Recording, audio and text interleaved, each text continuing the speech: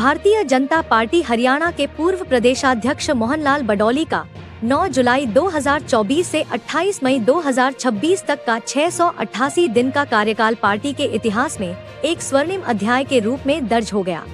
ऐसे समय में जब लोकसभा चुनाव 2024 के बाद हरियाणा भाजपा राजनीतिक चुनौतियों से जूझ रही थी और कांग्रेस के पक्ष में माहौल बनने लगा था, उस मुश्किल दौर में संगठन की कमान संभालने वाले मोहनलाल बडौली ने न केवल पार्टी में नई ऊर्जा का संचार किया, बल्कि अपने नेतृत्व और संगठनात्मक क्षमता के दम पर भाजपा को ऐतिहासिक जीत दिलाई।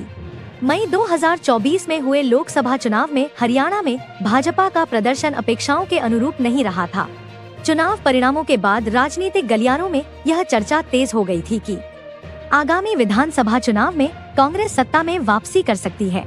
ऐसे चुनौतीपूर्ण समय में पार्टी नेतृत्व ने मोहनलाल बडौली को हरियाणा भाजपा की कमान सौंपी। प्रदेशाध्यक्ष बनने के बाद बडौली ने संगठन को बूथ स्तर तक मजबूत करने की रणनीति पर काम शुरू किया। उन्होंने प्रदेश भर में लगातार प्रवास किए, कार्यकर्ताओं से सीधा संवाद स्थापित किया और चुनावी तैयारियों में पूरी ताकत झोंक दी। इसका परिणाम 2024 के हरियाणा विधानसभा चुनाव में देखने को मिला, जब भाजपा ने लगातार तीसरी बार सरकार बनाकर नया इतिहास रच दिया। इतना ही नहीं, भाजपा ने पहली बार हरियाणा विधानसभा में 48 सीटों पर जीत हासिल कर नया रिकॉर्ड कायम किया।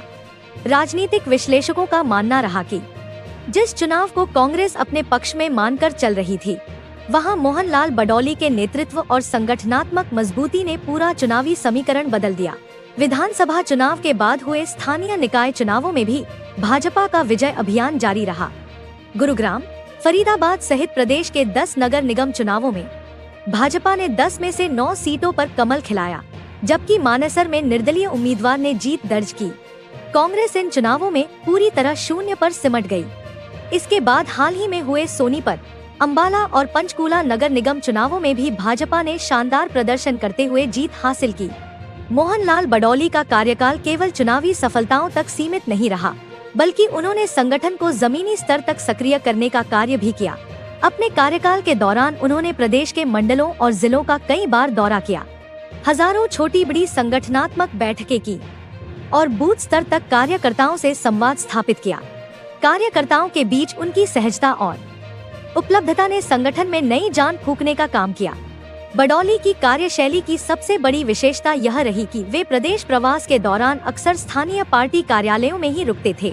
इससे कार्यकर्ताओं के बीच एक सकारात्मक संदेश गया कि संगठन सर्वोपरि है और प्रदेशाध्यक्ष स्वयं कार्यकर्ताओं के बीच रहकर काम करना पसंद करते हैं। उनके नेतृत्व में प्रदेश में सदस्यता अभियान को भी नई गति मिली। भाजपा ने बड़े स्तर पर सदस्यता अभियान चलाया, जिसमें रिकॉर्ड संख्या में नए सदस्य जुड़े तथा सक्रिय सदस्यों की संख्या में उल्लेखनीय वृद्धि दर्ज की गई। मुख्यमंत्री नायब सिंह सैनी और प्रदेशाध्यक्ष मोहनलाल बडौली की जोड़ी भी पूरे कार्यकाल के दौरान चर्चा का विषय बनी रही। सत्ता और संगठन के बीच जिस प्रकार का तालमेल दोनों नेताओं ने स्थापित किया, उसे भाजपा शासित राज्यों में उदाहरण के तौर पर देखा जाने लगा। राजनीतिक जानकारों का मानना है कि हरियाणा में सरकार और संगठन के बीच बना यह संतुलन भाजपा की लगातार चुनावी सफलताओं का बड़ा कारण बना।